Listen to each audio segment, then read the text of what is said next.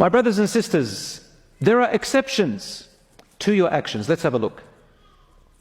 There are some actions which do not necessarily need an intention.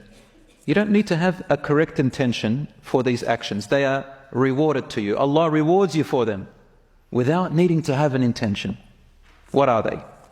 Number one, any selfless act that you do for someone, rights of any creatures that you do, avoiding what is wrong. All this does not really need an intention. You are rewarded for it on three conditions.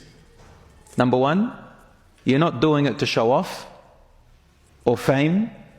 Number two, you're not doing it for an ill intention. You want to, like, you're using someone. And number three,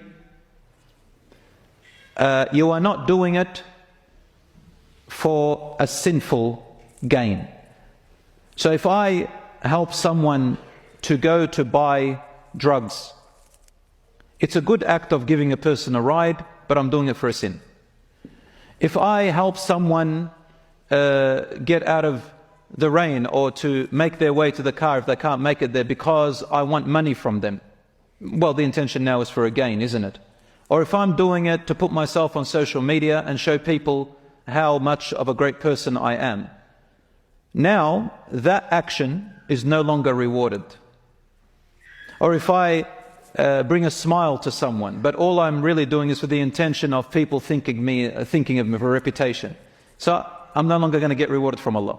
But if I help someone for the sake of helping, for the sake of goodness, and you are a Muslim believer, Allah will reward you in this world and in the hereafter. If you're a non-Muslim and you say, I just want to do it for the sake of goodness, you don't, obviously for a non-Muslim in Islam, you don't have a reward in the hereafter because you don't believe in it and you've rejected it. Or, this is another case now, but let's say a person is a disbeliever. Allah may reward that person in this life, give you some reward or ward off harm from you in this life. Anyway, that needs explanation.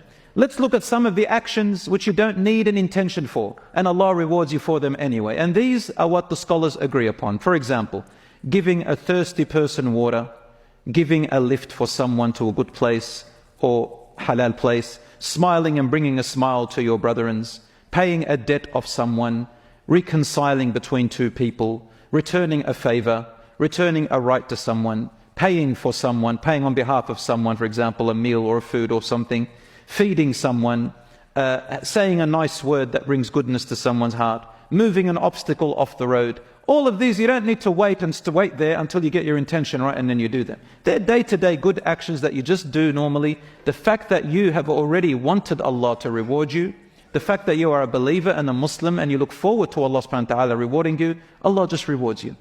Even the hadith about the woman who fed a dog. Remember the prostitute woman from Bani Israel, children of Israel, which is in Bukhari, the woman that wanted Allah to forgive her, she found a dog and and gave the dog a drink. The hadith doesn't say that she had any kind of intention, but the fact that she did that good deed, Allah subhanahu wa ta'ala forgave her.